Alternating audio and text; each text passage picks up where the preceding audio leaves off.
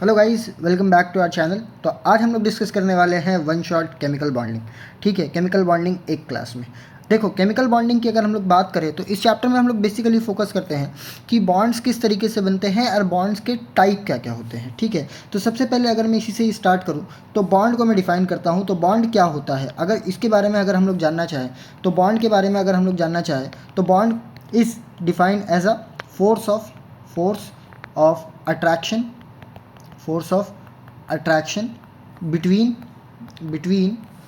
Any species. जैसे मान लो कि ये फोर्स ऑफ अट्रैक्शन हो सकता है आयन्स के बीच में भी हो सकता है, एटम्स के बीच में भी हो सकता है, मॉलिक्यूल्स के भी बीच में हो सकता है। किसके बीच में? मॉलिक्यूल्स के बीच में। अच्छा सर, ऐसा क्यों होता है कि भाई बॉन्ड बनता क्यों है? लाइक दो एटम जो होते हैं या दो मॉलिक्यूल्स जो होते हैं, वाई दे फॉर्म बॉन्ड। ठीक है, तो अगर इस सवाल का जवाब की बात करें तो बहुत सारे बच्चों को लगता है कि भाई वो ऑक्टेट रूल फॉलो करने के लिए बनता है। किसके लिए? Octet rule. तो भाई ये तो होता ही होता है कि भाई वो ऑक्टेट रूल फॉलो करना चाहता है, अपनी वैलेंसी सेटिस्फाई करना चाहता है, लेकिन इसके अलावा एक सबसे इम्पॉर्टेंट चीज़ होती है to lower their potential energy. ठीक है, पोटेंशियल एनर्जी एक स्पीशीज़ होता है। लाइक अगर मैं मान लूँ कि कोई भी दो स्पीशीज़ है, उनके बीच का अगर मैं डिस्टेंस और पोटेंशियल एनर्जी के बीच में बात करें तो मान लेते हैं ये पोटेंशियल एनर्जी है। ये क्या है?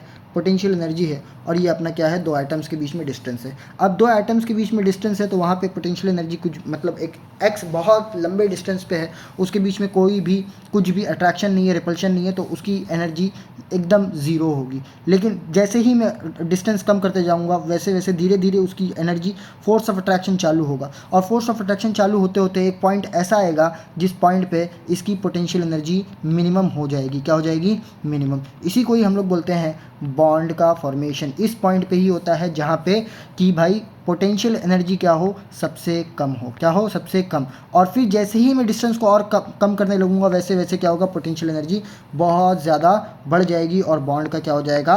ब्रेकिंग हो जाएगी। क्या हो जाएगी? बॉन्ड की ब्रेकिंग। तो देखो, इससे एक बात तो समझ में आ गई कि जब कभी भी बॉन्ड बनता है, जब कभी भी क्या होता है? बॉन्ड का फॉर्मेशन होता है तो पोटेंशियल एनर्जी डिक्रीज़ होती है। क्या होती है? एनर्जी डिक्रीज़ होती है। और अगर एनर्जी डिक्रीज़ हो रही है तो इसका मतलब सिस्टम के अंदर से एनर्जी क्या हो रही होगी? रिलीज़ हो रही होगी। और जब कभी भी एनर्जी रिलीज़ होती है तो ऐसे प्रोसेस को हम लोग बोलते हैं एक्सोथर्मिक प्रोसेस। कौन सा प्रोसेस? एक्सोथर्मिक प्रोसेस होता है। मतलब बॉन्ड का जो बनना होता है वो होता है एक्सोथर्मिक। सेम ऐसे ही उल्टा अगर बॉन्ड का टूटने की बात करेंगे तो बॉन्ड कैसे टूटता है? तो बॉन्ड टूटने का जो रीज़न होता है वो क्या होता है? बॉन्ड की ब्रेकिंग की अगर हम लोग बात करेंगे, बॉन्ड ब्रेकिंग या बॉन्ड का डिसोसिएशन की बात करेंगे तो वो एक एंडोथर्मिक प्रोसेस होता है। क्योंकि भाई कोई एटम अगर लोअर एनर्जी में है तो वो तो चाहेगा नहीं कि भाई मैं अपनी एनर्जी को तोड़ूं, तो उस एनर्जी को ब्रेक मतलब उसको तोड़ने के लिए, उस एनर्जी को हायर स्टेट में लाने के लिए हमको एनर्जी देनी पड़ेगी, तभी बॉन्ड टूटेगा। तो इस वजह से जब कभी भी बॉन्ड बनता है तो वो क्या होता है कि एक्सोथर्मिक प्रोसेस होता है, और जब कभी भी बॉन्ड टूटता है तो वो एक एंडोथर्मिक प्रोसेस होता है। अब इसके बाद अगर हम लोग बात करें टाइप्स ऑफ बॉन्ड की, किसकी? Types of bond. तो टाइप्स ऑफ बॉन्ड की अगर मैं बात करूंगा तो हमारे पास दो टाइप के बॉन्ड्स होते हैं। कितने टाइप के बॉन्ड्स होते हैं? दो टाइप के। एक हम लोग बोल सकते हैं इंटर एटॉमिक बॉन्ड। कौन से बॉन्ड? Inter atomic bond. और एक हमारे पास होता है इंटर मॉलिक्यूलर बॉन्ड। कौन सा बॉन्ड? Inter molecular bond. ठीक है, अब देखो ये जो इंटर एटॉमिक बॉन्ड है ना, इसी को ही हम लोग बोलते हैं स्ट्रॉन्ग बॉन्ड। कौन सा बॉन्ड? स्ट्रॉन्ग बॉन्ड भी बोलते हैं। क्या बोलते हैं? Strong bond. क्यों? क्योंकि इनकी एनर्जी क्या होती है? बहुत अपना लाइक इनकी एनर्जी की बात करूँ कि उनकी एनर्जी होती है लगभग 200 से 400 किलो जूल के आसपास। मतलब जब कभी भी इस बॉन्ड को तोड़ेंगे तो इतनी ज़्यादा एनर्जी देनी पड़ेगी। सेम ऐसे इंटरमोलिकुलर बॉन्ड की बात करूँ तो ये क्या होते हैं? एक वीक बॉन्ड होते हैं। क्या होते हैं? Weak bond. और यहाँ पे सिर्फ और सिर्फ मॉलिक्यूल्स के बीच में इंटरेक्शन होता है, और इसकी एनर्जी लगभग 2 से 32 किलो जूल के आसपास होती है। कितनी? 2 से 32। लेकिन एक ऐसा केस है जहाँ पे इसकी एनर्जी बहुत ज़्यादा बढ़ जाती है कोवेलेंट से ज़्यादा, तो वो आगे हम लोग डिस्कस कर लेंगे। ठीक है, अब देखो इसी के ही अगर आगे बात करूँ तो मैं स्ट्रॉन्ग बॉन्ड के बारे में बात करें तो इसके 4 टाइप होते हैं। कितने टाइप होते हैं? 4 टाइप। एक सबसे पहला होता है अपना आयनिक बॉन्ड। कौन सा बॉन्ड? Ionic bond. इसके बाद अपना होता है कोवेलेंट बॉन्ड। कौन सा बॉन्ड? Covalent bond. ठीक है, इसके बाद अगर हम लोग बात करें तो हमारे पास होता है कोऑर्डिनेट बॉन्ड। कौन सा बॉन्ड? Coordinate bond. और लास्ट वाला हमारा जो होता है मेटेलिक बॉन्ड होता है। कौन सा होता है? Metallic bond. ठीक है, इसके बाद अगर हम लोग बात करें वीक बॉन्ड में, तो वीक बॉन्ड में हमारे पास दो आता है। सबसे पहला अपना आता है हाइड्रोजन बॉन्ड। कौन सा बॉन्ड?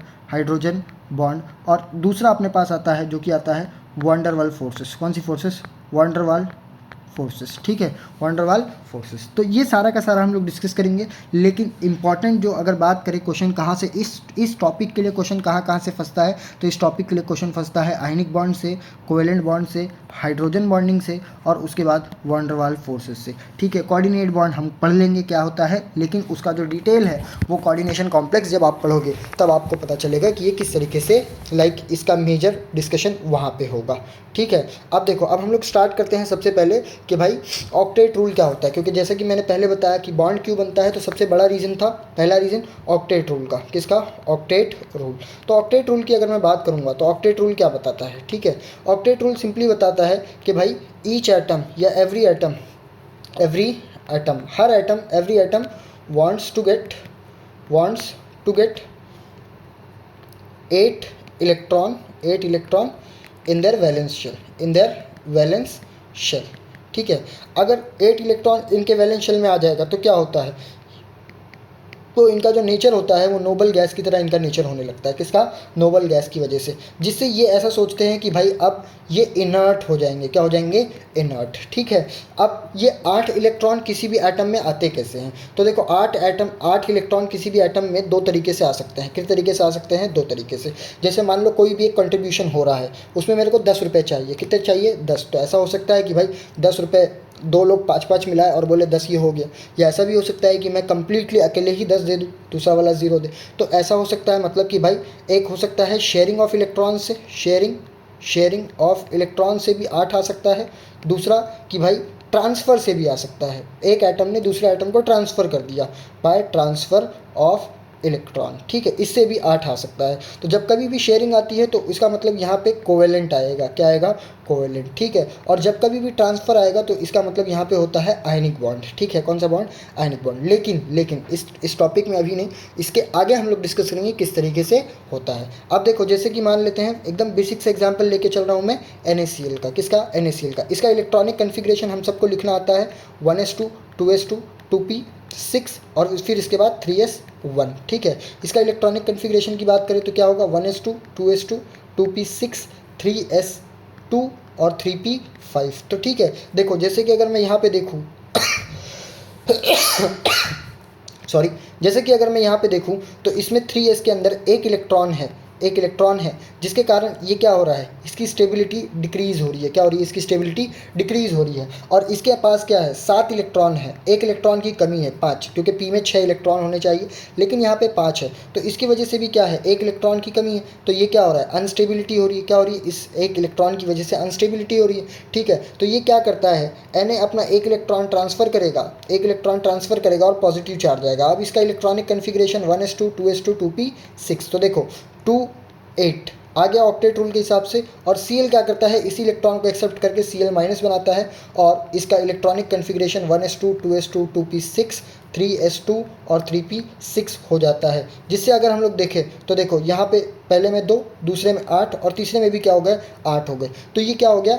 स्टेबल होने लगता है। क्या होने लगता है? स्टेबल होने लगता है। तो इस तरीके से ये क्या करते हैं? ऑक्टेट रूल को फॉलो करते हैं। किसको लगते हैं? ऑक्टेट रूल को फॉलो करते हैं। ये ट्रांसफ़र से हो गया। लेकिन वही अगर मैं बात करूँ शेयरिंग से किस तरीके से होगा? शेयरिंग, ठीक है। तो शेयरिंग के लिए देखो, सबसे पहले अगर मैं बात करूँ शेयरिंग के लिए, तो मान लेते हैं अपने पास एक मॉलिक्यूल है F2 का। किसका है? F2। तो अगर हम लोग देखेंगे तो भाई F में फ्लोरीन में, किसमें? फ्लोरीन में इसका electronic configuration 1s2 2s2 2p5 होता है। तो इसमें क्या होगा?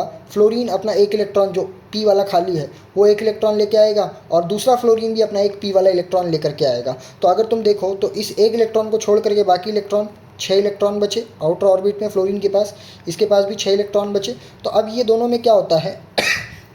ये एक इलेक्ट्रॉन की शेयरिंग होती है। क्या होती है? शेयरिंग। ये एक इलेक्ट्रॉन इस वाले फ्लोरीन के पास भी रहेगा और ये एक इलेक्ट्रॉन इस वाले फ्लोरीन के पास भी रहेगा। तो इस रीजन में अगर तुम देखोगे यहाँ पे, तो यहाँ पे क्या होगा भाई? बॉन्ड बना। क्या बना? बॉन्ड बना, लेकिन किससे बना? शेयरिंग से बना। और इसी शेयरिंग की वजह से क्या हुआ? दोनों के 8 इलेक्ट्रॉन हो गए। कितने इलेक्ट्रॉन हो गए? 8 इलेक्ट्रॉन। तो देखो यहाँ पे ना कुछ चीज़ें ध्यान रखनी है, क्योंकि हमको फॉर्मल चार्ज निकालना है। क्या निकालना है? Formal charge. तो चलो पहले फॉर्मल चार्ज की बात कर लेते हैं। फॉर्मल चार्ज क्या है? फॉर्मल चार्ज क्या होता है? तो formal charge is defined as the exact charge present on atom in its molecule. मतलब किसी भी एक एटम में, किसी भी एक एटम में exact charge on atom in its molecule, ठीक है, इन इट्स मॉलिक्यूल, ठीक है। तो देखो कैसे निकालते हैं। सबसे पहले जैसे मान लो कि अपने पास कोई भी एक O3 है, क्या है, O3, ठीक है। ये इस तरीके से इसका बॉन्ड स्ट्रक्चर होता है। अब यहाँ पे ये इसके ऊपर 2 इलेक्ट्रॉन होते हैं, यहाँ पे 4 इलेक्ट्रॉन होते हैं और इस वाले के पास 6 इलेक्ट्रॉन होते हैं, ठीक है। अब इसको मेरे को क्या करना है, इसका फॉर्मल चार्ज निकालना है। तो तीनों ऑक्सीजन को नेमिंग कर देते हैं ABC। तो फॉर्मल चार्ज का देखो फॉर्मूला क्या होता है, फॉर्मल चार्ज का फॉर्मूला होता है total valence electron minus 1/2 number of bonded electron minus non bonded electron, ठीक है। तो देखो अगर मैं formal charge on oxygen A निकालूँ, किसके ऊपर निकालूँ, ऑक्सीजन ए के ऊपर। तो ऑक्सीजन ए के ऊपर देखो सबसे पहले, सॉरी यहाँ दो इलेक्ट्रॉन ज़्यादा हो गए, माई मिस्टेक, यहाँ 2 इलेक्ट्रॉन ज़्यादा हो गए, ठीक है। तो देखो टोटल वैलेंस इलेक्ट्रॉन ऑक्सीजन का कितना होता है, 6 माइनस इसने कितने बॉन्ड बनाए हैं, 2 बॉन्ड बनाए। एक बॉन्ड बनाने के लिए 2 इलेक्ट्रॉन लगते हैं, मतलब 4 इलेक्ट्रॉन। तो 1/2 into 4 minus 4 non bonded electron है, -4। तो इस पर देखो ये 2 4 2 6 और ये 6 0 आ गया। सेम ऐसे ही अगर मैं FC on B oxygen B निकालूंगा, FC ऑन ऑक्सीजन बी ठीक है। तो देखो इसके पास वैलेंस इलेक्ट्रॉन 6, बॉन्ड कितने बनाए इसने, 3 बॉन्ड बनाया है। तो 1/2 इंटू 6 इलेक्ट्रॉन -2, तो कितना हो जाएगा, 6 - 3 -2, तो कितना आया इसके ऊपर चार्ज, +1 का। लेकिन वही अगर मैं formal charge on C atom निकालूंगा, ऑक्सीजन C निकालूंगा, तो 6 इलेक्ट्रॉन माइनस 1/2, उसने बॉन्ड कितना बनाया, सिर्फ और सिर्फ 1, तो इंटू 2 माइनस 6 इलेक्ट्रॉन। तो देखो इसके ऊपर 6 कैंसिल, 2 तो -1 चार्ज आ गया, कितना आ गया, -1 चार्ज। तो भाई इससे मेरे को ये पता चला कि बीच वाला ए वाला ऑक्सीजन के ऊपर जो चार्ज है वो नेट चार्ज 0 है, इस वाले के ऊपर +1 चार्ज है और इस वाले के ऊपर -1 चार्ज है। तो इससे हमको चार्ज ऑन पर्टिकुलर एटम पता चलता है, ठीक है। अब देखो इसके बाद अगर मैं आगे बात करूं तो इसके बाद हमको पता चलता है कि भाई कुछ ऐसे भी स्पीशीज़ हैं जो ऑक्टेट रूल को फॉलो नहीं करते हैं, ठीक है। किसको नहीं फॉलो करते हैं, ऑक्टेट रूल को। तो इसका मतलब ये क्या हो गया, इसके ड्रॉबैक हो गए, क्या हो गए, ड्रॉबैक। अब देखो इस ड्रॉबैक में ही बात करें तो 3 ऐसी स्पीशीज़, 3 टाइप की प्रजाति ऐसी होती है। सबसे पहले अपनी होती है ऐसी स्पीशीज़ जिसके पास क्या बोलते हैं लेस देन 8 इलेक्ट्रॉन, ठीक है। इसको बोलते हैं हाइपोवेलेंट स्पीशीज़। अब याद आ गया, हाइपोवेलेंट स्पीशीज़, ठीक है, हाइपोवेलेंट, ठीक है। अब इस हाइपोवेलेंट में अगर बात करेंगे तो यहाँ पे जैसे एग्जांपल इसमें BeCl2, अगर तुम देखोगे तो बॉन्ड कुछ इस तरीके से बनेगा, BeCl और यहाँ पे Cl। तो अगर तुम देखो तो बोरॉन के बेरिलियम के पास सिर्फ और सिर्फ 4 इलेक्ट्रॉन है। कितने इलेक्ट्रॉन है, 4। सेम ऐसे ही अपने पास दूसरा आता है BH3, क्या आता है, BH3। इसका स्ट्रक्चर अगर मैं बनाऊंगा तो BH H और H। यहाँ पे देखो बोरॉन के पास कितने, सिर्फ और सिर्फ 6 इलेक्ट्रॉन है। कितने इलेक्ट्रॉन है, 6। तो इसकी वजह से भाई ये तो हो गया कि भाई लेस देन 8 इलेक्ट्रॉन है, ठीक है। अब देखो दूसरा क्या होता है, एक्सपांडेड ऑक्टेट, ठीक है, एक्सपांडेड ऑक्टेट मतलब कि यहाँ पे ऐसे स्पीशीज़ जिसके पास क्या हो जाए भाई, कि भाई इसमें अपने पास 8 इलेक्ट्रॉन से ज़्यादा हो जाए। किससे, 8 इलेक्ट्रॉन से ज़्यादा। जैसे PCl5, अब PCl5, तो PCl5 में फॉस्फोरस, क्लोरीन और यहाँ पे क्लोरीन। तो अगर तुम देखो तो इसने 10 बॉन्ड बनाए हैं, 5 बॉन्ड बनाए हैं, मतलब 10 इलेक्ट्रॉन। कितने इलेक्ट्रॉन, 10। तो ये भी अनस्टेबल हो गया, क्या हो गया, अनस्टेबल हो गया। तो ऐसी स्पीशीज़ को हम लोग बोलते हैं हाइपर वैलेंट स्पीशीज़। कौन सी स्पीशीज़, हाइपर वैलेंट। तो देखो according to octet rule 8 electron होने से स्टेबिलिटी आती है, बट ये तीनों मॉलिक्यूल्स जो मैंने लिखे हैं ये स्टेबल है, बट ऑक्टेट रूल तो इसको मतलब स्पेसिफाई ही नहीं कर पाता कि भाई ये कैसे स्टेबल हो रहा है, ठीक है। और तीसरा जो सबसे बड़ा ड्रॉबैक था इसका कि भाई ऑड इलेक्ट्रॉन स्पीशीज़ को ये नहीं एक्सप्लेन कर पा रहा था। किसको, ऑड इलेक्ट्रॉन स्पीशीज़ को। जैसे अगर मैं बात करूँ तो NO है, क्या है, NO, ठीक है, NO नाइट्रोजन ऑक्साइड, ठीक है, NO। इसमें टोटल वैलेंस इलेक्ट्रॉन की बात करेंगे तो दोनों का मिलाएंगे अगर अपन तो 7 और 8 15 हो जाते हैं। कितने हो जाते हैं, 15 का 5 लिख दिया, 8 की जगह पे हे 15। तो इसने ये नहीं बता पाया कि भाई इसमें एक इलेक्ट्रॉन बचेगा, उसका क्या करना है। ठीक है, तो ये भी इसकी सबसे बड़ी क्या थी, मेजर मिस्टेक्स थी। क्या थी, मेजर मिस्टेक्स। अब बात करते हैं हम लोग कोवेलेंट बॉन्ड की। लेकिन कोवेलेंट बॉन्ड की बात करने से पहले, क्योंकि मैंने कोवेलेंट बॉन्ड हल्का सा तुमको बता दिया कि शेयरिंग ऑफ इलेक्ट्रॉन से होता है, तो उससे पहले मैं एक छोटा सा डिस्कशन कर देता हूँ कोऑर्डिनेट बॉन्ड का। किसका, कोऑर्डिनेट बॉन्ड। कोऑर्डिनेट बॉन्ड का डिस्कशन इसलिए कर दे रहा हूँ ताकि ये टॉपिक को यहीं पे ही निपटा दिया जाए और कोवेलेंट बॉन्ड को लंबे में डिस्कस किया जाए। तो कोऑर्डिनेट बॉन्ड की बात करते हैं तो भाई यहाँ पे क्या होता है, ऐसा बॉन्ड, या ऐसा मैं सिंपली बोल सकता हूँ, bond formed by unequal sharing of electron. जब कभी भी अनइक्वल शेयरिंग ऑफ इलेक्ट्रॉन होगी तो वहाँ पे कोऑर्डिनेट बॉन्ड होगा, और इसी बॉन्ड को हम लोग बोलते हैं डेटिव बॉन्ड। कौन सा बॉन्ड, डेटिव बॉन्ड। अब सर ये बनता कैसे है उसके बारे में भी बता दो।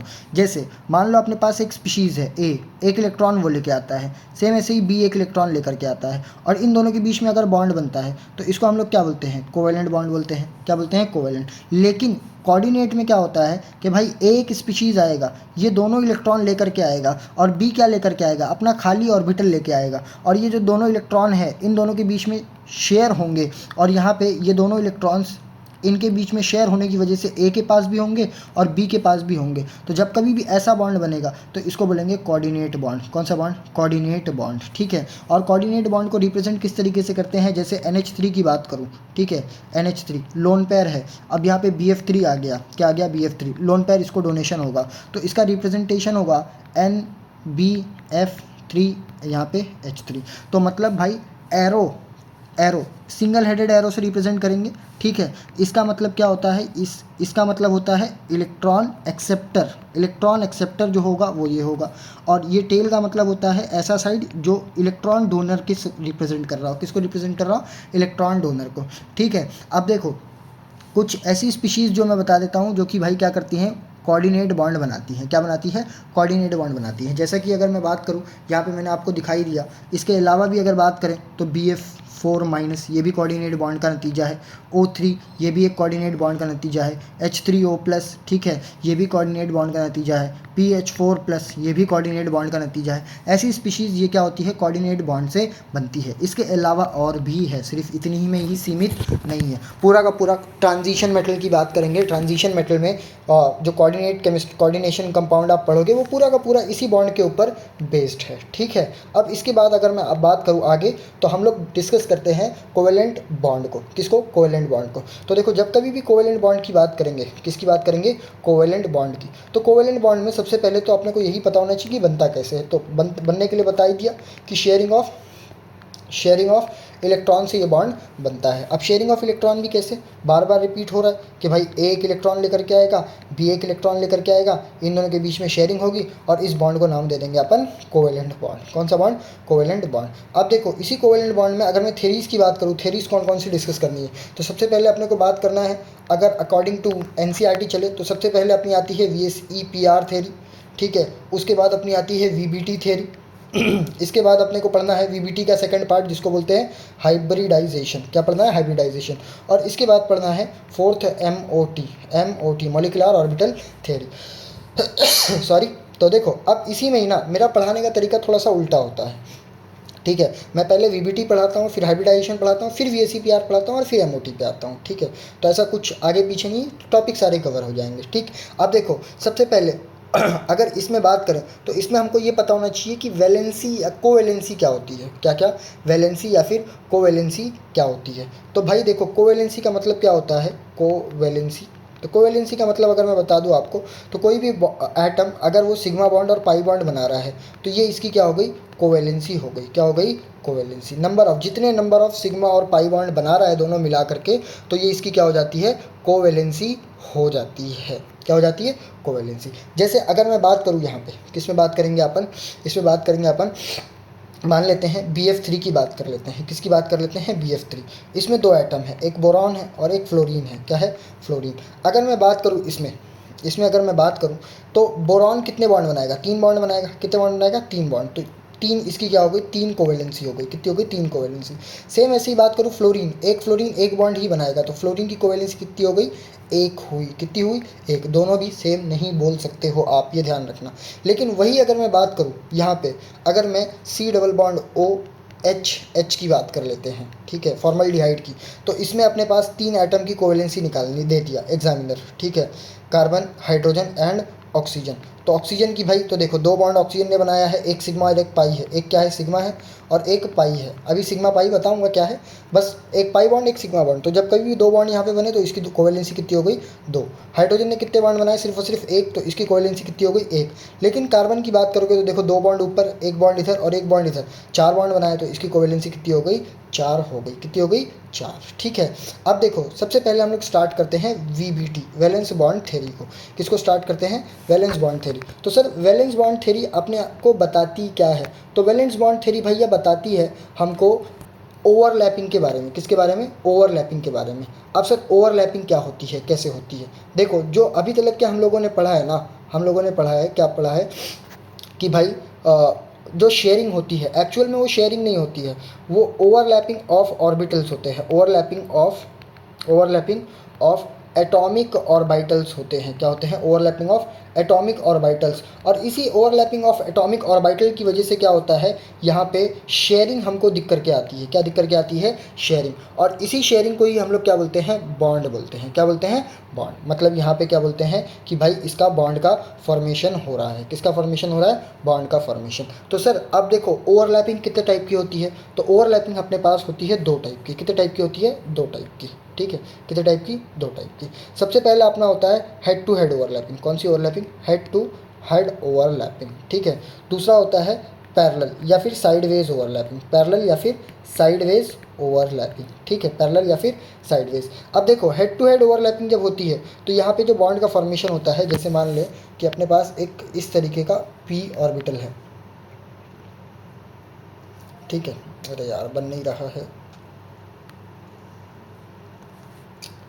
रुको वापस से बनाते हैं इसको अपन, ठीक है। ये अपने पास है।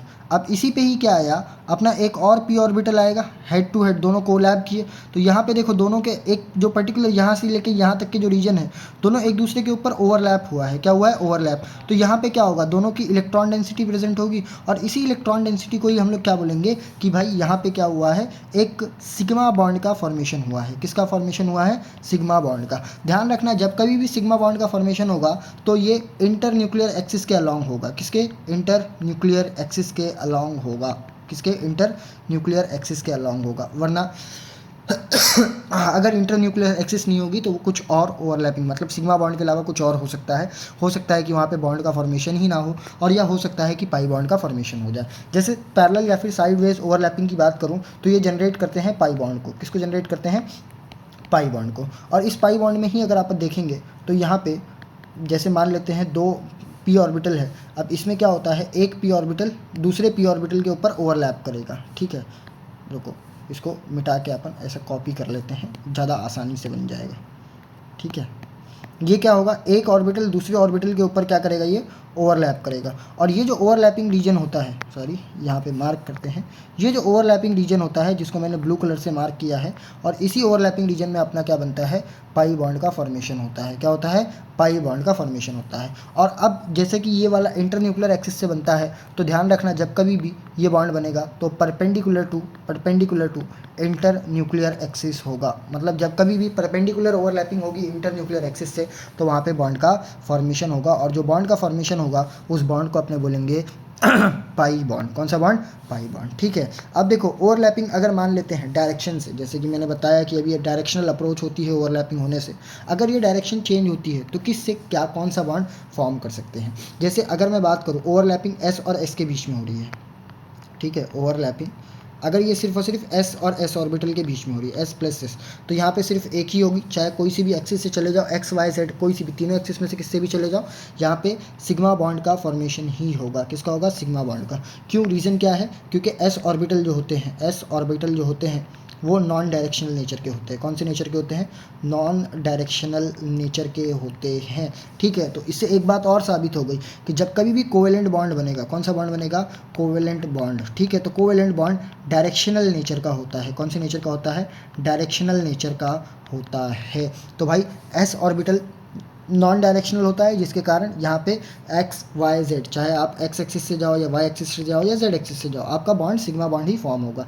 लेकिन अगर मान लेता हूँ मैं एस पी से जा रहे हो, आप किससे जा रहे हो, एस और पी दोनों की मिक्सिंग करा रहे हो, S orbital and P orbital, ठीक है, एस ऑर्बिटल और पी ऑर्बिटल की आपने मिक्सिंग कराई, तो आपके पास 3 पॉसिबिलिटी है, आप 3 जगह से जा सकते हो।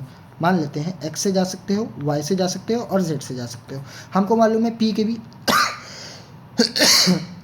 सॉरी, हमको मालूम है कि P X P Y P Z 3 होते हैं, तो मान लेते हैं ये अपने पास पी एक्स है। क्या है, पी एक्स। इन दोनों की आपने ओवरलैपिंग कराई और यहाँ पे आपने देखा कि जब आप एक्स एक्सिस से गए तो यहाँ पे सिग्मा बॉन्ड का फॉर्मेशन होता है। किसका फॉर्मेशन होता है, सिग्मा बॉन्ड। लेकिन अगर आप वाई एक्सिस से जाओगे तो यहाँ पे 0 ओवरलैपिंग होगी, क्योंकि पी ऑर्बिटल तो एक्स एक्सिस में ही है ना, एस तो कहीं से भी जा सकता है, पी मान लो एक्स में है, सॉरी एस तो कहीं से भी जा सकता है, पी एक्स में है, लेकिन आप एस को कहाँ से, वाई एक्सिस से लेके जा रहे हो, तो वो तो ओवरलैप ही नहीं कर पाएगा ना, तो इस वजह से यहाँ पे 0 ओवरलैपिंग। सेम ऐसे ही जेड वाले केस में भी 0 होगा। लेकिन क्या हो अगर पी और पी एक्सिस दोनों हो, पी अगर इन दोनों के बीच में अगर आप जा रहे हो, मान लेते हैं कि भाई पी एक्स और पी एक्स दोनों कंबाइन कर रहे हैं along x axis, along x axis, कौन से एक्सिस, एक्स, तो यहाँ पे सिग्मा बॉन्ड का फॉर्मेशन होगा। लेकिन अगर यही वाई एक्सिस के अलॉन्ग जा रहे हैं, मतलब परपेंडिकुलर, क्योंकि देखो एक्स और वाई और जेड तीनों क्या होती है, एक दूसरे के परपेंडिकुलर होती है,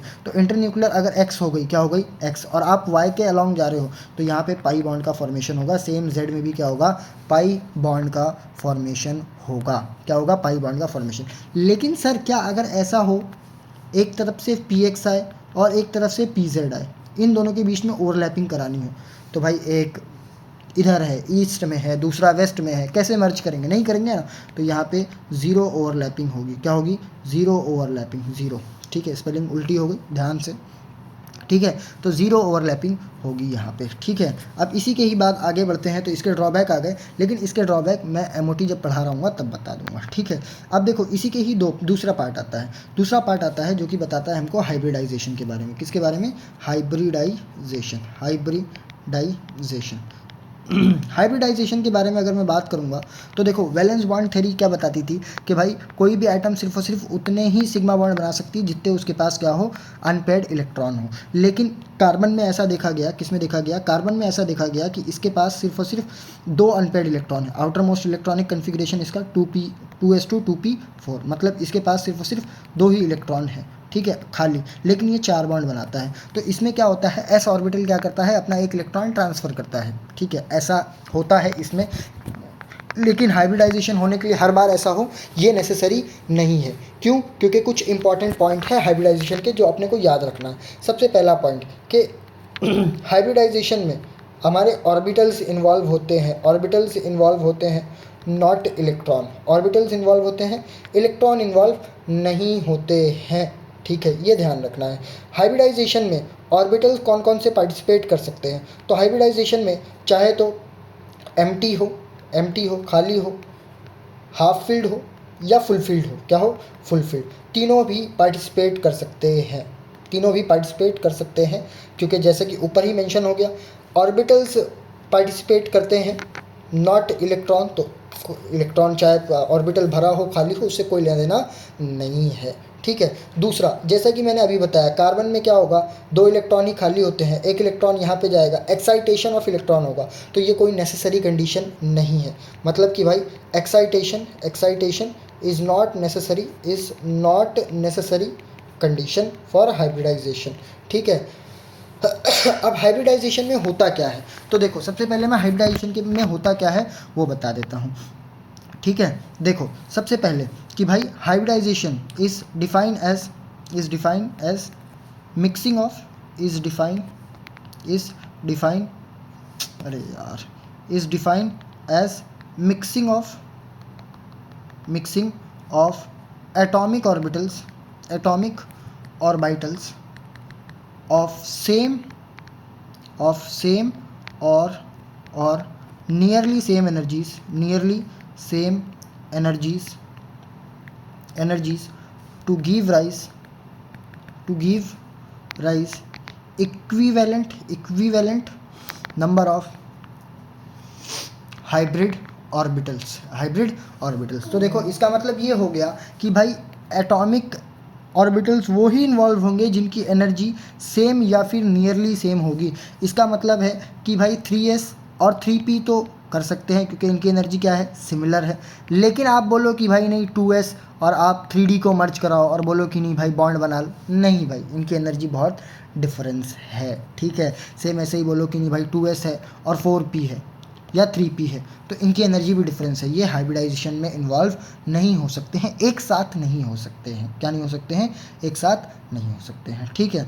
अब देखो हाइब्रिड ऑर्बिटल क्या, देखो क्योंकि अभी तक के अपने पास सिग्मा बॉन्ड है एंड पाई बॉन्ड है, क्या है, sigma bond and pi bond. तो एक बात क्लियर कर लो कि जब कभी भी हाइब्रिडाइजेशन में इन्वॉल्व होगा तो सिर्फ और सिर्फ सिग्मा बॉन्ड का फॉर्मेशन होगा। क्या होगा, सिग्मा बॉन्ड। पाई बॉन्ड का फॉर्मेशन जो होता है वो प्योर ऑर्बिटल से होता है। किससे होता है, प्योर ऑर्बिटल से। बच्चों अक्सर कन्फ्यूजन होता है ऑर्गेनिक केमिस्ट्री में, जब वो रेजोनेंस वगैरह पढ़ते हैं तो लिखते हैं कि जब कभी भी रेजोनेंस होगा तो वहाँ पे प्योर पी ऑर्बिटल की रिक्वायरमेंट होगी, तो बच्चों को यहाँ पे कन्फ्यूजन होता है, तो ये ध्यान रखना है आपको, ठीक है, कि भाई pure P orbital pi bond बनाता है, हाइब्रिड ऑर्बिटल पाई बॉन्ड नहीं बनाते हैं, ठीक है। अब देखो कि भाई और हाइब्रिडाइजेशन होता कैसे है, तो अगर मैं सिंपल से एकदम एग्जाम्पल में आपको बताऊँ, sp2 sp और sp3, ठीक है, इन तीनों के बारे में, तो देखो सबसे पहले एक s है अपने पास, दूसरा p आएगा, क्या आएगा, p आएगा। अगर ये अपने पास मर्ज कर रहा है, क्या कर रहा है, मर्ज कर रहा है, हाइब्रिडाइजेशन में इन्वॉल्व हो रहा है, s प्लस पी, तो यहाँ पे हाइब्रिडाइजेशन जो होगा ये होगा sp हाइब्रिडाइजेशन,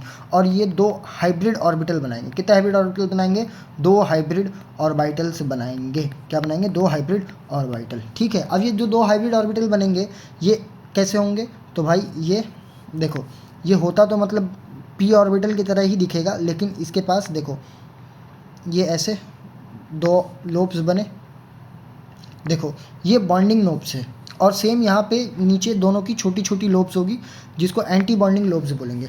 जैसे देखो फॉर एग्जांपल यहाँ पे मैं एक ऑर्बिटल, एक हाइब्रिड ऑर्बिटल एकदम क्लियर मैं आपको दिखा देता हूँ।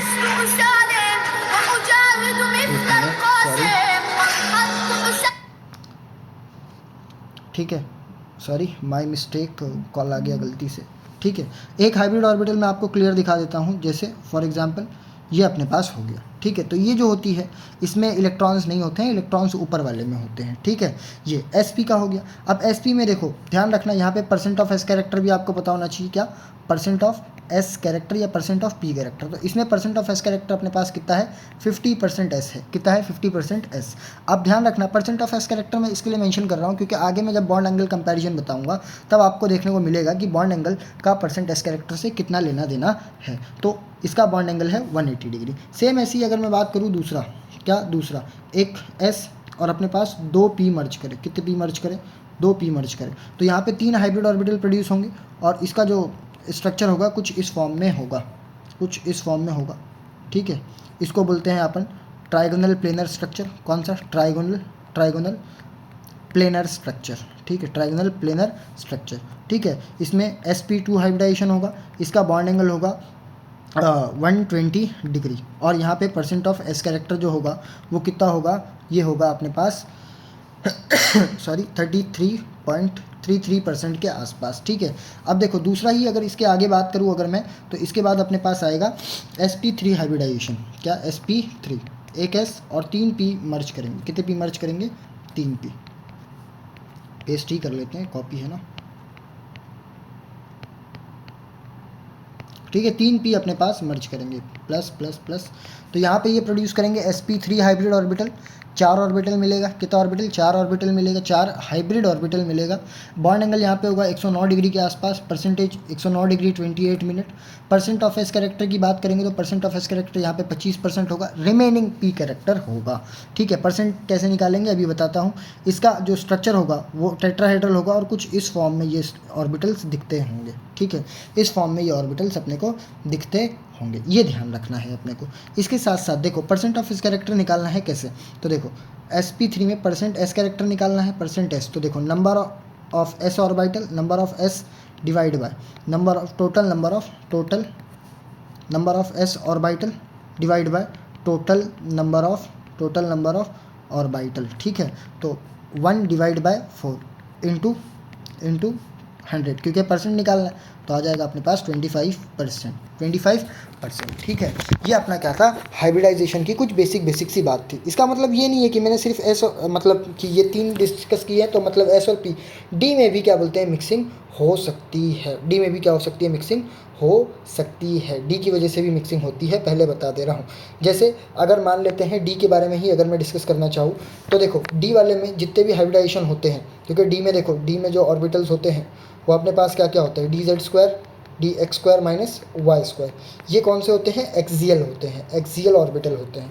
लेकिन वही अगर मैं बात करूँगा कि जो D X Y, D Y Z, ठीक है, D Z X, D Z X, तो ये इक्विटोरियल होते हैं, मतलब भाई ये एक्सिस के बीच में होते हैं, इन बिटवीन दी एक्सिस होते हैं, इन बिटवीन दी एक्सिस होते हैं ये। ठीक है, तो अब देखो अगर इसमें अगर मैं बात करूँगा, ठीक है, इसमें अगर मैं बात करूँगा तो अगर मेरा sp3 हाइब्रिडाइजेशन है तो इसमें जो d इन्वॉल्व होगा वो डी स्क्वायर होगा, डी जेड स्क्वायर होगा। सेम अगर मैं sp3d2 की बात करूँगा, किसकी बात करूँगा, sp3d2, तो इसमें डी जेड स्क्वायर होगा और D X square minus Y square होगा। ये कोऑर्डिनेशन केमिस्ट्री में आप पढ़ेंगे, किस में पढ़ेंगे, कोऑर्डिनेशन केमिस्ट्री में।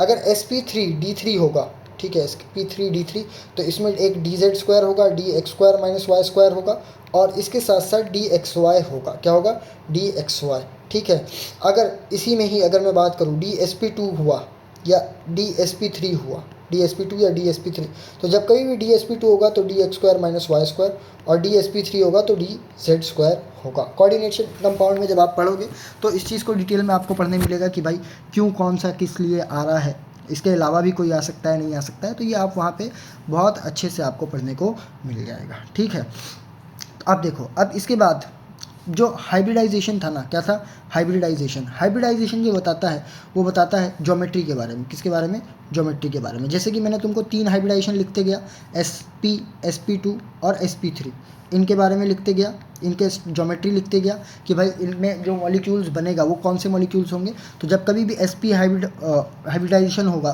तो इसका मतलब लीनियर बनेगा, क्या बनेगा, लीनियर। sp2 होगा तो ट्राइगोनल प्लेनर बनेगा, क्या बनेगा, ट्राइगोनल प्लेनर। लेकिन अगर मैं बात करूँ यहीं पे ही sp3 होगा तो क्या होगा, टेट्राहेड्रल होगा, क्या होगा, टेट्राहेड्रल। ठीक है, इसके आगे अगर sp3d हो जाएगा, sp3d, तो यहाँ पे जो स्ट्रक्चर बनेगी अपनी, वो स्ट्रक्चर जो बनती है वो अपनी बनती है सॉरी, स्ट्रक्चर जो अपनी बनेगी वो बनेगी TBP बनेगी, क्या बनेगी, TBP, ट्राइगोनल बाइपिरामिडल। ठीक है, अगर sp3d2 आ गया, क्या आ गया, sp3d2, तो यहाँ पे जो अपनी स्ट्रक्चर बनेगी ये बनेगी ऑक्टाहेड्रल। कौन सी बनती है, ऑक्टाहेड्रल। ठीक है, ऑक्टाहेड्रल। अब इसी में ही अगर मैं बात करूँ अपने पास sp3d3 आ जाए, क्या आ जाए, sp3d3 आ जाए, तो जो अपनी स्ट्रक्चर बनेगी वो बनेगी अपने पास pentagonal bipyramidal, pentagonal bipyramidal. ये सारी की सारी ज्योमेट्रीज हैं। अच्छा, ज्योमेट्रीज और स्ट्रक्चर में क्या डिफरेंस होता है अभी बता दूंगा, VSEPR थ्योरी स्टार्ट होगी तो। अब देखो, सबसे पहले बॉन्ड एंगल जितने आप पता कर सकते हो उतने में आपको पता होने चाहिए कि भाई इसके अंदर बॉन्ड एंगल कितने होते हैं। जैसे लीनियर में बॉन्ड एंगल 180 होता है, ट्राइगोनल बाय पिरामिडल में 120 डिग्री के आसपास होता है। ठीक है, ट्राइगोनल बाय पिरामिडल में 120 डिग्री, टेट्राहेड्रल में 109 degree 28 minute, 109 degree 28 minute. TBP के अगर मैं स्ट्रक्चर की बात करूं और अगर मैं इसमें क्या बोलते हैं बॉन्ड एंगल की बात करूं, देखो TBP का स्ट्रक्चर कैसा होता है, ऐसा 1 2 3 और ऊपर 2। तो अगर यहाँ पे देखें तो यहाँ पे बॉन्ड एंगल 90 भी मिलेगा, 180 भी मिलेगा और 120 डिग्री भी मिलेगा। सेम ऑक्टाहेड्रल की बात करें तो 4 इस तरीके से होते हैं और एक ऊपर और एक नीचे होता है, तो मतलब बॉन्ड एंगल 90 डिग्री या तो फिर 180 डिग्री के आसपास अपने को मिलेगा। ठीक है, ठीक है, कितना, 180। अब देखो इसमें जनरली मतलब 90 डिग्री नहीं, 90 डिग्री भी मिलेगा, 180 मिलेगा, 72 डिग्री भी, लेकिन इसका कोई उतना पूछता नहीं है, तो ध्यान रखना है बस। ठीक है, अब देखो VSEPR थ्योरी आती है, क्या आती है, VSEPR थ्योरी। तो VSEPR थ्योरी क्या आती है, जो कि बताती है valence shell electron pair repulsion theory.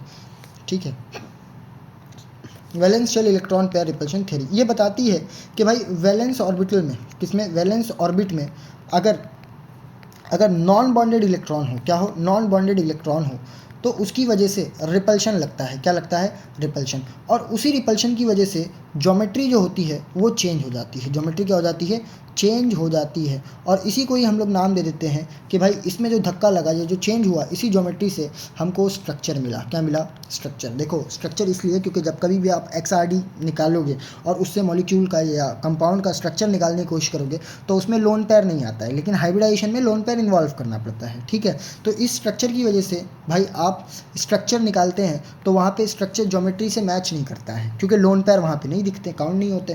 तो अब इसकी वजह से ये देखा गया कि जब कभी भी कोई भी एक बॉन्ड में लोन पेयर रहता है, क्या रहता है? लोन पेयर, तो उसका रिपल्शन सबसे ज़्यादा होता है। तो रिपल्शन का ऑर्डर भी अपने को याद होना चाहिए कि सबसे ज़्यादा लोन पेयर के बीच में रिपल्शन होगा, इसके बाद जो होगा लोन पेयर बॉन्ड पेयर के बीच में रिपल्शन होगा, और इसके बाद जो होगा बॉन्ड पेयर के बीच में रिपल्शन होगा। ये अपने को ऑर्डर याद रखना है। अब देखो सर स्ट्रक्चर कैसे बनेगा, क्या बनेगा? देखो सबसे पहले अगर मैं बात करूँ कि अपने पास मान लेते हैं, ऐसा लिख लेते हैं ABN LN, ठीक है, LN या LM लिख लेते हैं। ठीक है, यही N और M की वैल्यू से हम लोग डिफाइन करेंगे कि स्ट्रक्चर किस तरीके से। मान लेते हैं सबसे पहले कि अपने पास AB 2 यहाँ पे N प्लस बोल रहा हूँ, number of sigma bond plus lone pair equal to X है। ठीक है, X की वैल्यू 2 लेके चल रहे हैं। ठीक है, तो यहाँ पे लोन पेयर आया नहीं आया कोई दिक्कत की बात नहीं है, इसका स्ट्रक्चर लीनियर ही होगा। अब स्टार्ट होता है कहानी किससे? जब 3 हो जाए, AB2, मतलब कि भाई अपने पास ये है। ठीक है, स्टेरिक नंबर इसका 3 हो जाए, कितना हो जाए? 3। तो अब देखो स्टेरिक नंबर अगर 3 हो गया, क्या हो गया? 3 हो जाए। ठीक है, माई मिस्टेक, 1 मिनट। देखो स्टेरिक नंबर 3 हो जाए, कितना हो जाए? 3। अरे यार कहाँ मैं लिख रहा हूँ, स्टेरिक नंबर 3 हो जाए। ठीक है, स्टेरिक नंबर 3 अगर हो जाए तो सबसे पहली possibility sigma bond plus lone pair कितने हो गए? 3 हो गए। तो इसका मतलब भाई 3 के तीनों बॉन्ड पेयर भी हो सकते हैं, तो AB3। और जब कभी भी तीनों बॉन्ड पेयर होंगे तो स्ट्रक्चर क्या बनेगा? Trigonal planar. तो देखो जो जब कभी भी सिर्फ और सिर्फ मतलब बॉन्ड पेयर इन्वॉल्व होंगे तो उसका मैं नहीं लिखूंगा, क्योंकि सेम यहाँ पे देखो लिखा गया है। यहाँ पे स्टेरिक नंबर इसके लिए 2 है, इसके लिए 3 है, इसके लिए 4 है, इसके लिए 5 है, इसके लिए 6 है और इसके लिए 7 है। यहाँ पे लोन पेयर नहीं है, और यहाँ पे अब मैं सिर्फ और सिर्फ लोन पेयर वाली डिस्कस करूँगा, क्योंकि वीडियो शॉर्ट में अपने को पूरा चैप्टर कवर करना है ना। तो जब कभी भी लोन पेयर आ जाए तो मतलब एक लोन पेयर आ सकता है इसमें AB2L1। तो अगर ये आ जाए तो इसका स्ट्रक्चर क्या होगा? तो ये रिपल्शन लगाएगा, और इसी रिपल्शन की वजह से 2 बॉन्ड है, जैसे मान लेते हैं A, पहले मैं एक्सप्लेन कर दे रहा हूँ, इसके बाद डायरेक्ट लिख दूंगा। ठीक है, B।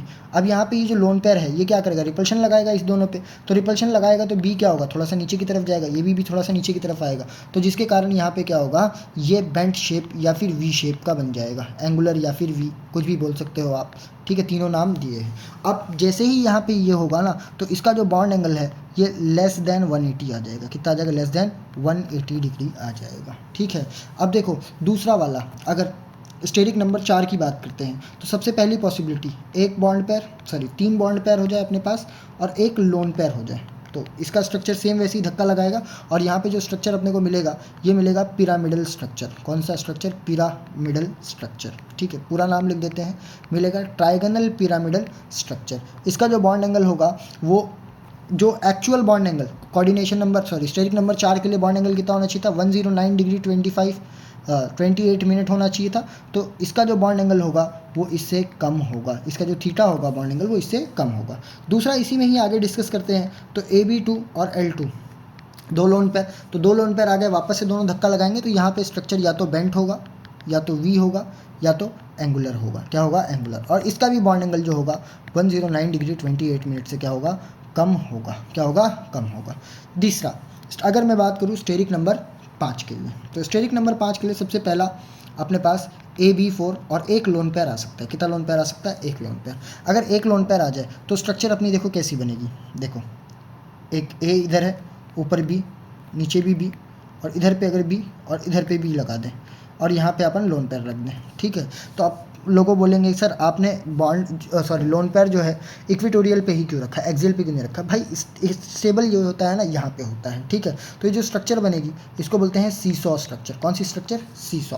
दूसरी पॉसिबिलिटी कि अगर इसी में ही AB3L2 आ जाए, क्या आ जाए? AB3L2 आ जाए, तो यहाँ पे स्ट्रक्चर जो बनेगा वो बनेगा बेंट लिख रहा हूँ, टी शेप स्ट्रक्चर बोल सकते हैं अपन इसको, क्या बोल सकते हैं, टी शेप स्ट्रक्चर, ठीक है, टी शेप स्ट्रक्चर। अगर सर यहीं पे ही अगर एक दो बॉन्ड पेयर और 3 लोन पेयर आ जाए, ठीक है, तो इसको बोलेंगे अपन लीनियर स्ट्रक्चर। कौन सा स्ट्रक्चर, लीनियर, क्योंकि जो अपने पास वो होगा क्या बोलते हैं लोन पेयर, वो तो इक्विटोरियल पे ही आ रहा है, तो इसकी वजह से ऊपर वाले दोनों स्टेबल हो जाएंगे, ठीक है।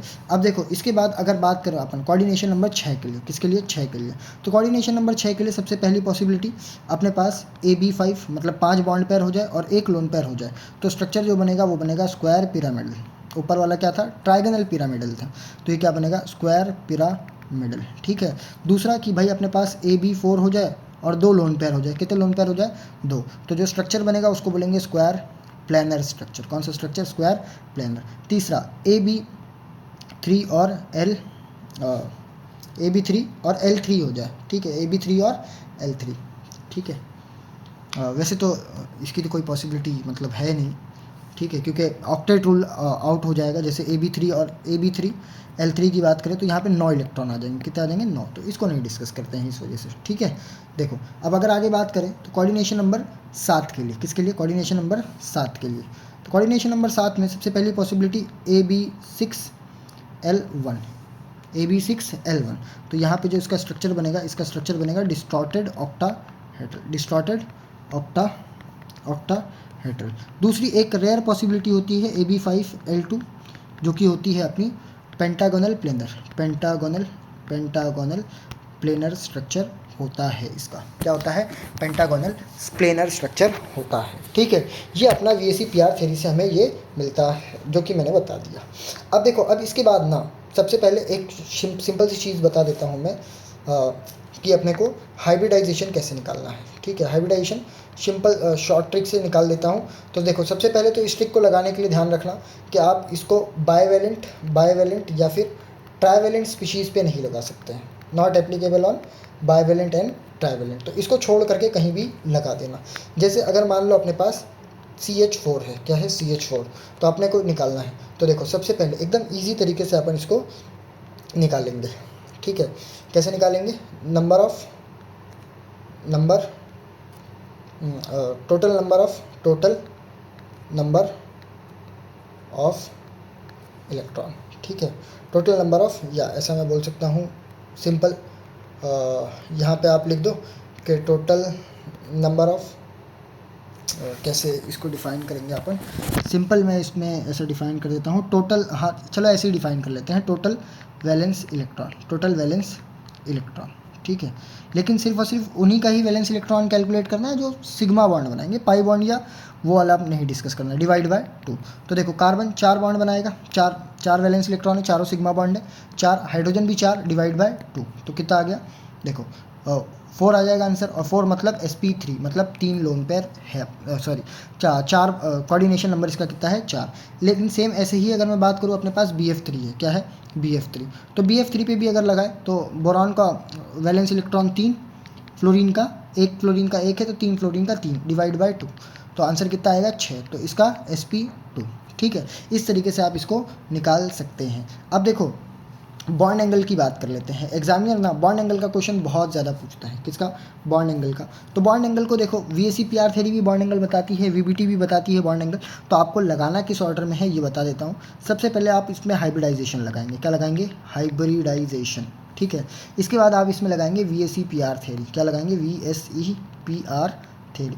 VAC-PR थ्योरी के बाद आप अगर ये भी आया अगर सेम, तो इसके बाद लास्ट ऑप्शन आप इसका बॉन्ड एंगल क्या बोल देंगे, सेम, ठीक है। तो देखो बॉन्ड एंगल का एक रिलेशन ध्यान रखना, बॉन्ड एंगल से कभी कभी बॉन्ड ऑर्डर भी कैलकुलेट करा लेता है, बॉन्ड लेंथ भी कैलकुलेट करा लेता है, और बॉन्ड एनर्जी भी कैलकुलेट करा लेता है, ठीक है। तो देखो सबसे पहले अगर बॉन्ड ऑर्डर की बात करेंगे तो bond order is directly proportional to bond energy. जितना ज़्यादा बॉन्ड ऑर्डर होगा उतना ज़्यादा बॉन्ड को तोड़ने के लिए एनर्जी लगेगी, और जितनी ज़्यादा बॉन्ड एनर्जी होगी उतना ही ज़्यादा परसेंट ऑफ एस कैरेक्टर होगा, क्योंकि एस जो होता है न्यूक्लियस के करीब होता है, ठीक है। जितना ज़्यादा परसेंट ऑफ एस कैरेक्टर होगा उतना ज़्यादा क्या होगा, बॉन्ड एंगल होगा, ठीक है। उतना ज़्यादा बॉन्ड एंगल होगा और उतना ही कम क्या होगा, बॉन्ड लेंथ होगा। मतलब सब के सब क्या होते हैं, बॉन्ड के डायरेक्टली प्रोपोर्शनल होते हैं, और बॉन्ड लेंथ जो होता है इन्वर्सली प्रोपोर्शनल होता है।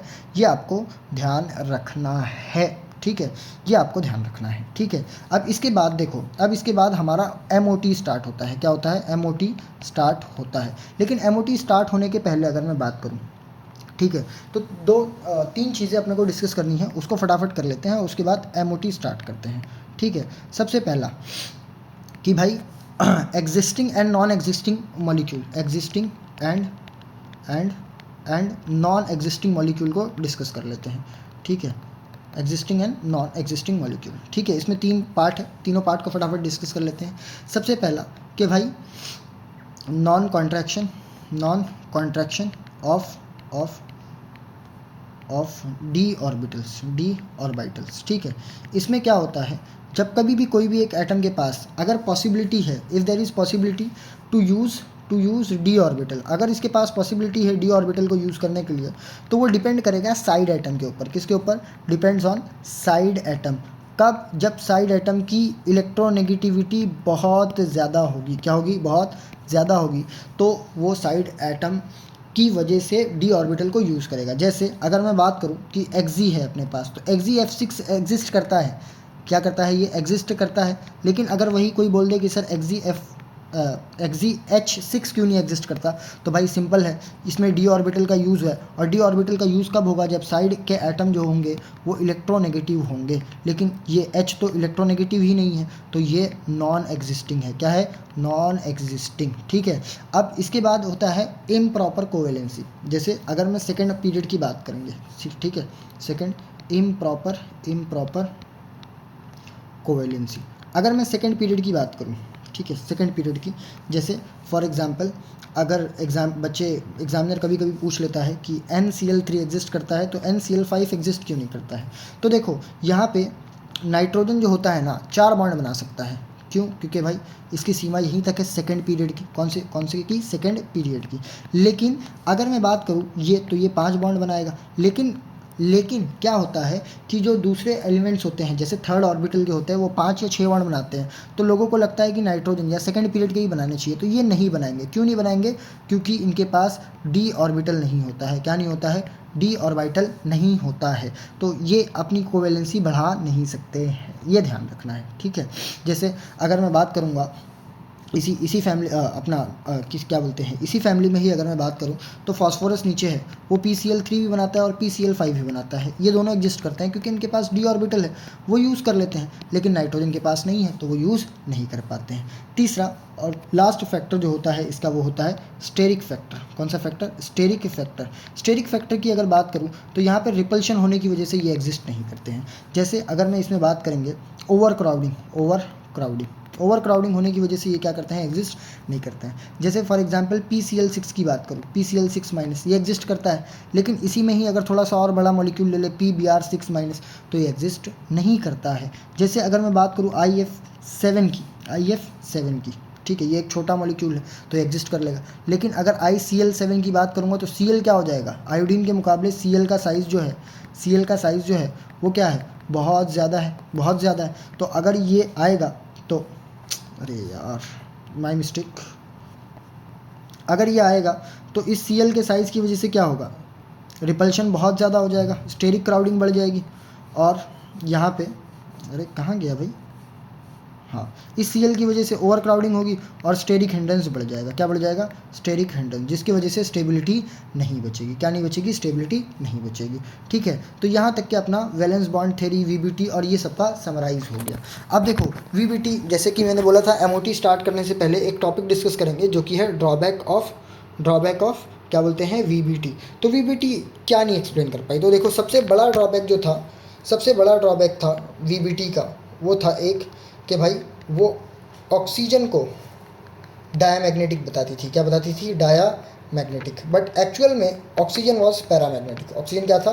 पैरामैग्नेटिक था। तो इसकी वजह से ये थ्योरी को रिजेक्ट कर दिया गया। और भी रीजन है, लेकिन सबसे इम्पॉर्टेंट यही है। ठीक है, तो देखो अब बात करते हैं अपन MOT की। किसकी? MOT। तो MOT को ध्यान रखना कि भाई ये डायटॉमिक मॉलिक्यूल के ऊपर सिर्फ और सिर्फ अप टू 20 इलेक्ट्रॉन तक ही एप्लीकेबल होती है। किसके? 20 इलेक्ट्रॉन तक। अब देखो MOT जो है, ये बता दूं आपको, तो ये एक क्वांटम मैकेनिकल मतलब क्या बोलते हैं, वेव नेचर को एक्सप्लेन करता है। किसके रिप्रेजेंट में, वेव नेचर को एक्सप्लेन करता है। और यहाँ पे ये सिंपल बताता है कि number of atomic orbital, number of atomic orbital जितने भी कंबाइन होंगे उतने ही number of molecular orbital produce होंगे। उसमें भी दो टाइप के मॉलिक्यूलर ऑर्बिटल प्रोड्यूस होंगे, एक होगा ABMO और दूसरा बनेगा BMO, मतलब बॉन्डिंग मॉलिक्यूलर ऑर्बिटल और एंटी बॉन्डिंग मॉलिक्यूलर ऑर्बिटल। और ये बता रहा है कि भाई जो ABMO बनेगा उसकी एनर्जी क्या होगी, ज़्यादा होगी, और एंटी बॉन्डिंग मॉलिक्यूलर ऑर्बिटल की एनर्जी क्या होगी, कम होगी। ये बताने की कोशिश करता है। ठीक है, अब देखो ये मेन बात थी जो मैंने बता दी है। इसकी थ्योरी अगर आपको पढ़नी हो तो आप NCERT से, मतलब थ्योरी तो पूरी चैप्टर की आप NCERT से पढ़ सकते हैं। ठीक है, अब देखो यहाँ पे ना बॉन्डिंग या मतलब क्या बोलते हैं, लाइक अगर मैं बताऊँ तो सबसे पहले H2 की बात कर लेते हैं, इसका अपन बनाने की कोशिश करते हैं। ठीक है, तो देखो H2 में अगर बात करें तो हाइड्रोजन का 1s मतलब कि भाई 1s1 होता है, 2s आएंगे कंबाइन होंगे, मतलब एक s और दूसरा एस यहाँ पे आके कंबाइन होगा। ठीक है, 1s और 1s, तो ये कंबाइन करेंगे और दो मॉलिक्यूलर ऑर्बिटल देंगे। ठीक है, दो मॉलिक्यूलर ऑर्बिटल दिए, तो एक जो नीचे वाला है ये है BMO बॉन्डिंग मॉलिक्यूलर ऑर्बिटल, और ये है ABMO anti bonding molecular orbital. ये बनेगा सिग्मा 1s और ये बनेगा सिग्मा 1s स्टार। इसका एक इलेक्ट्रॉन और इसका एक इलेक्ट्रॉन। अब इलेक्ट्रॉन्स की फिलिंग अकॉर्डिंग टू हंस रूल के हिसाब से जिसकी एनर्जी लोअर है उसमें इलेक्ट्रॉन सबसे पहले जाएगा। तो मतलब इलेक्ट्रॉन कहाँ पे आएगा भाई, नीचे वाले ऑर्बिटल में आएगा। तो 2 इलेक्ट्रॉन को रख दो। ठीक है, 2 इलेक्ट्रॉन को रख दिया आपने। अब देखो यहाँ पे ना मिक्सिंग ऑफ s ऑर्बिटल होता है, sp हो जाता है, जिसकी वजह से electronic configuration up to the nitrogen and after the nitrogen क्या होता है, चेंज होता है। तो मैं एक एग्जांपल लेकर के मैं बता देता हूँ आपको किस तरीके से उसमें इलेक्ट्रॉन्स को रखना है और किस तरीके से नहीं रखना है। ठीक है, तो देखो अगर मैं बात करूँ यहाँ पे स्ट्रक्चर बनाने का तो थोड़ा सा ज़्यादा जगह चाहिए, इस वजह से अपन यहाँ से स्टार्ट करते हैं। 1s और 1s ये कंबाइन किया, यहाँ पे 2 ऑर्बिटल बनेंगे सबसे पहला। ठीक है, अब देखो यहाँ पे सेम फिर 2s और 2s कंबाइन करेंगे, ये बनेगा एक, फिर ये ऊपर एक बनेगा। अब यहाँ पे अरे यार s कंबाइन कराना था, p कहाँ करा दिया। अब यहाँ पे 2p और 2p के 3 होते हैं, px py pz, और ये भी px py pz। ठीक है, अब देखो यहाँ पे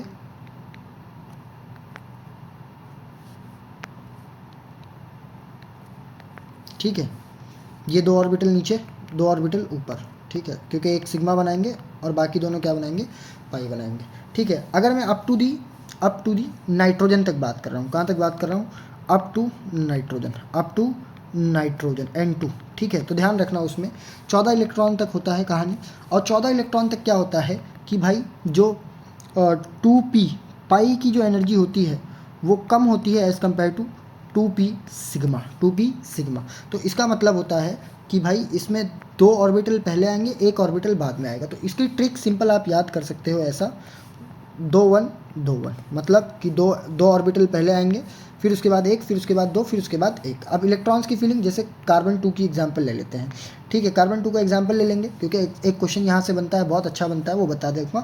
ठीक है, तो एक कार्बन में 6 इलेक्ट्रॉन, दूसरे में भी 6, मतलब 12 इलेक्ट्रॉन। तो इलेक्ट्रॉन्स की फिलिंग करो, 1 2 3 4, ठीक है, 5 6 7 8। अब देखो 9 10 11 12, क्योंकि देखो मैंने एक एक करके भरा, हंस रूल के अकॉर्डिंग एक साथ दोनों नहीं भरा, क्योंकि दोनों में एक इलेक्ट्रॉन एक साथ कभी भी नहीं जा सकते हैं, ये ध्यान रखना। ठीक है, तो देखो यहाँ पे अगर देखेंगे अपन तो देखो दोनों इलेक्ट्रॉन जो है वो 2px पाई और 2py पाई में गए हैं, 2py पाई में। तो इसका मतलब कि भाई यहाँ पे कार्बन, एग्जामिनर ने एक बार नीट PYQ है ये, कि एग्जामिनर पूछा था कि भाई C2 में बॉन्ड कौन सा है, तो दोनों पाई बॉन्ड होता है। कौन सा बॉन्ड होता है, पाई बॉन्ड। यहाँ पे सिग्मा बॉन्ड नहीं होता है, ये ध्यान रखना है मॉलिक्यूलर ऑर्बिटल थ्योरी से। ठीक है, पिछले साल का ही, आई थिंक 2024 का ही PYQ क्वेश्चन है ये। ठीक है, तो ये ध्यान रखना है आपको, पाई ऑर्बिटल की जो एनर्जी होती है वो कम होती है एज़ कम्पेयर टू सिग्मा। लेकिन देखो ऑक्सीजन की ही अगर मैं इसी में बात करूँ ना, तो अगर मैं इसी को ही रिवर्स कर दूँ, ठीक है, इसी को ही रिवर्स कर दूँ पूरा, अरे यार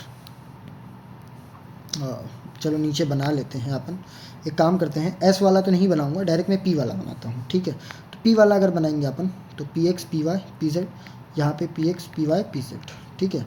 तो इसमें अगर मैं ऑक्सीजन की बात करूँगा तो अब इसमें सिग्मा वाला क्या होता है, नीचे आता है, और px py वाला मतलब पाई ऑर्बिटल जो है ऊपर चला जाता है, कहाँ, ऊपर, ठीक है। बस यही डिफरेंस है। और 16 इलेक्ट्रॉन है, कितने, 16, 8 तो 1s और 2s तक ही खत्म हो गएंगे, मतलब बचे कितने अपने पास, 8। तो 9, 10, 11, 12, 13, 14 और ये एक 15 और एक ये 16। देखो ये बता रहा है कि भाई यहाँ पे अनपेयर्ड इलेक्ट्रॉन है। कौन सा इलेक्ट्रॉन है, अनपेयर्ड इलेक्ट्रॉन। और जब कभी भी अनपेयर्ड इलेक्ट्रॉन आते हैं तो इसका मतलब कि भाई वो क्या होता है, पैरामैग्नेटिक होता है। क्या होता है, पैरामैग्नेटिक। इसी से ही अगर मैं पूछूं कि कार्बन क्या है, तो कार्बन देखो दोनों के दोनों मतलब सारे इलेक्ट्रॉन क्या है, पेयर्ड है। क्या है, पेयर्ड। तो इसका मतलब पेयर्ड है, तो यहाँ पे ये क्या है, डायामैग्नेटिक नेचर का होता है। कौन से नेचर का होता है, डायामैग्नेटिक नेचर का, ठीक है, मैग्नेटिक नेचर।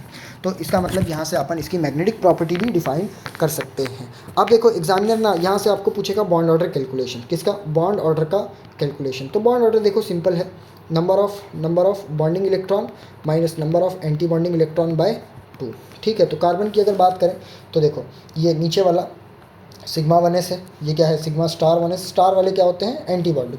ये क्या है, सिग्मा 2s, ये क्या है, सिग्मा 2s स्टार, ठीक है। इसमें बात करें तो ये पाई है, ये क्या है, 2pz सिग्मा, और ऊपर वाले क्या है, एंटी बॉन्डिंग, ठीक है। तो बॉन्डिंग वाले इलेक्ट्रॉन गिन लो, 2, 4 और ये 8, और एंटी बॉन्डिंग वाले 4।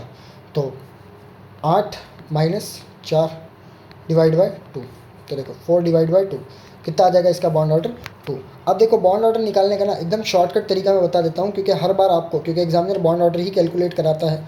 तो बॉन्ड ऑर्डर कैलकुलेट करने के लिए आप चाहे तो डायटोमिक मॉलिक्यूल्स कोई भी हो, सेम हो या आइसो इलेक्ट्रॉनिक हो, दोनों में लगा सकते हो। सर सेम जैसे N2 की बात करूँ तो इसके पास कितने हैं, 14 इलेक्ट्रॉन है। अब एग्जामिनर अपने को दे दे, बोले CO का निकालो, तो इसके पास भी 14 इलेक्ट्रॉन है। तो ये दोनों क्या है, एक दूसरे के आइसो इलेक्ट्रॉनिक स्पीशीज़ है। कौन सी स्पीशीज़ है, आइसो इलेक्ट्रॉनिक। तो इसका जो बॉन्ड ऑर्डर आएगा ना, मतलब कि भाई 20 तक के up to the 20 electron, 20 electron तक के ये ट्रिक से आप निकाल सकते हो, ठीक है। तो देखो सिंपल आपको कुछ इस तरीके से पहाड़ याद करना है। क्या याद करना है, पहाड़, ठीक है। या पहाड़ नहीं, चलो मैं आपको 3 वैल्यू रटा देता हूँ। 3 वैल्यू में सबसे पहली वैल्यू आपको याद करना है 0 से लेके 4 तक के, ठीक है। फिर इसके बाद आपको याद रखना है 5 से लेकर के 8, और फिर इसके बाद 9 से लेकर के 20, ठीक है। अब देखो 0 से लेके 4 तक, तो इसके बीच में 2 वैल्यू आती है, इसके बीच में कितनी आती है, 6, ठीक है। या इसको मैं 0 ना लिख करके इसको मैं लिखता हूँ 1 से 2, नहीं यार चलो छोड़ो जान दो, ठीक है। सिंपल 9 से 14 तक की याद कर लो, ठीक है। 9 से 20 तक की, 9 से 20, ठीक है। 0 से 1 2 3 4 वो अभी बता दूंगा किस तरीके से आपको याद करना है, ठीक है।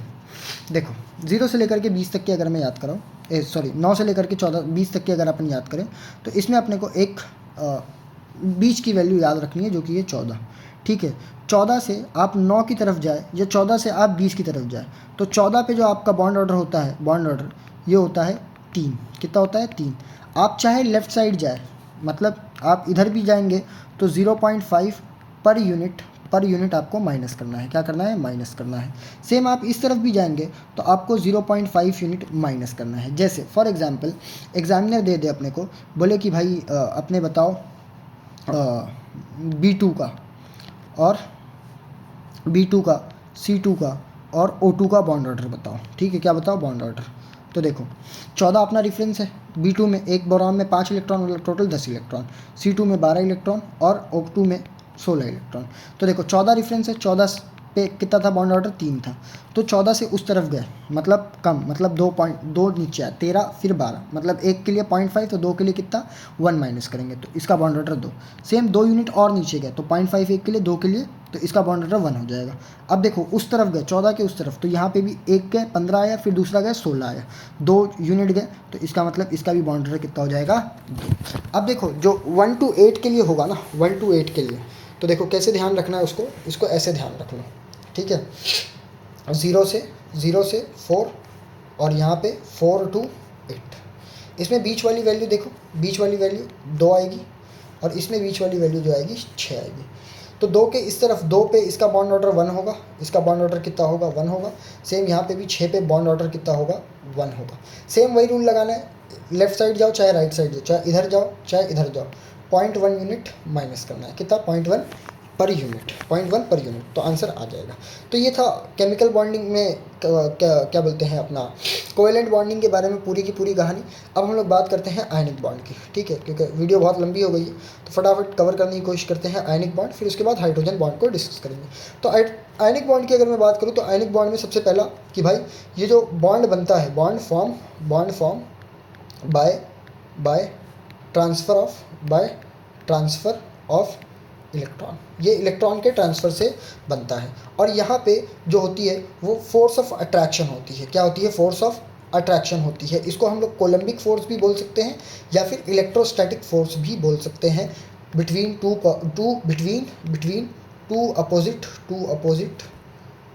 अपोजिट चार्ज या ions, between two opposite ions, ठीक है, आयंस, ठीक है जी। अब देखो जनरली क्या होता है, एक एटम इलेक्ट्रॉन देगा, जो भी इलेक्ट्रॉन देता है इलेक्ट्रॉन डोनर बोलते हैं, और इलेक्ट्रॉन डोनर जो होते हैं जनरली ये क्या होते हैं? मेटल होते हैं। क्या होते हैं? मेटल। दूसरा क्या होता है? इलेक्ट्रॉन एक्सेप्टर होता है, मतलब जो इलेक्ट्रॉन एक्सेप्ट करेगा, लेगा, ठीक है, तो ये क्या होते हैं? नॉन मेटल होते हैं। क्या होते हैं? Non metal. तो ये बॉन्ड किसके किसके बीच में बन रहा है? मेटल एंड नॉन मेटल के बीच में। जनरली बोल रहा है, हमेशा जनरली की बात क्यों, हमेशा की बात नहीं कर रहा हूँ, ठीक है। दूसरा बात, अब देखो यहाँ पे आयनिक बॉन्ड के जो कंपाउंड होते हैं, जैसे NaCl की बात कर लेते हैं अपन, ये क्या है? सॉलिड होता है। सॉलिड के साथ साथ ये क्या होता है? ब्रिटल भी होगा, ठीक है, ब्रिटल भी होगा, मतलब तोड़ना चाहो तो वो टूट सकता है, ठीक है, ये टूट सकते हैं। ये आयनिक बॉन्ड की कुछ प्रॉपर्टीज़ है, मतलब आयनिक कंपाउंड जो होंगी ये उनकी प्रॉपर्टीज़ है। दूसरा, अगर NaCl की बात करें, जैसे ऑर्गेनिक केमिस्ट्री में आप आइसोमेरिज्म पढ़ते हो, तो क्या NaCl कोई आइसोमेरिज्म दिखाता है?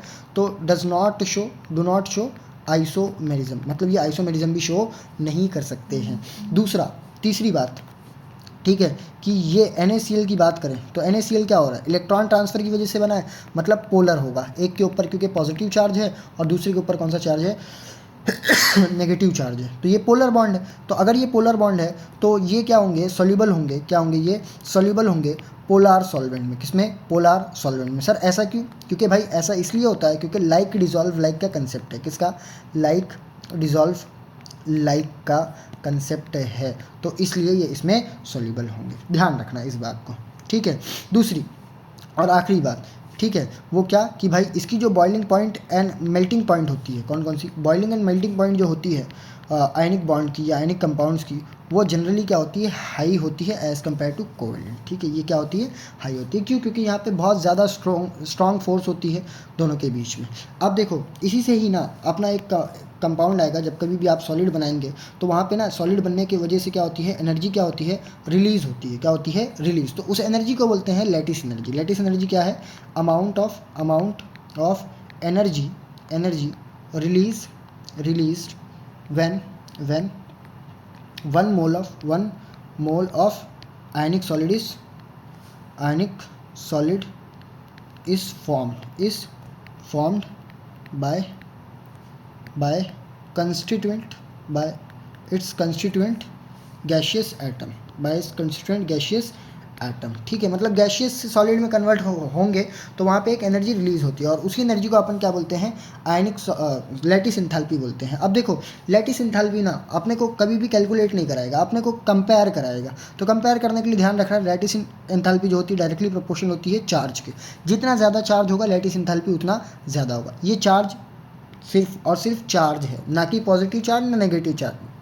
अपने को क्वांटिटी देखनी है, ठीक है, मतलब Al3+ ऐसा सिर्फ इस पे 3 चार्ज देखना है अपने को, ये नहीं देखना कि पॉजिटिव है नेगेटिव है। दूसरा, अगर चार्ज सेम आ जाए, चार्ज क्या आ जाए? सेम। जैसे एग्जामिनर अपने को फॉर एग्जांपल कंपेयर करा ले, बोले कि भाई कंपेयर करो KCl NaCl और LiCl में लैटिस एंथैल्पी को, ठीक है। तो यहाँ पे अगर तुम देखोगे तो तीनों में Cl के बेस पे तो कोई कंपैरिजन है ही नहीं। कंपैरिजन किसके बीच में? Li+ Na+ एंड K+ के बीच में। तो यहाँ पे चार्ज तो तीनों के ऊपर क्या हो गया? चार्ज तीनों के ऊपर सेम आ गया, तो इसके पे कंपैरिजन नहीं कर सकते। तो दूसरा फैक्टर आता है साइज़ का। तो साइज़ इन्वर्सली प्रोपोर्शनल होता है, मतलब जितना ज़्यादा साइज़ उतना कम लैटिस एंथैल्पी।